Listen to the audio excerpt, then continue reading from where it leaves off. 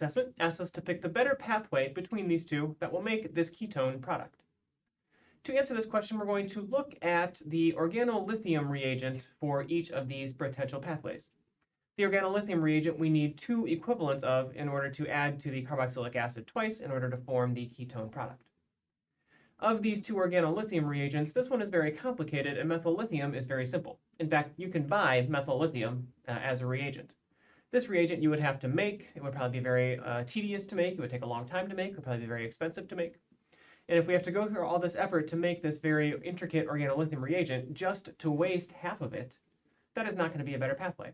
Instead, using this pathway where we use methyl lithium, a fairly cheap, easily available reagent, if we waste half of that reagent, I mean, it's not good to waste things, but it's less costly to waste an equivalent of methyl lithium than it would be to waste an equivalent of this complex organolithium. So for that reason, this top example is going to be the better pathway to make this particular ketone.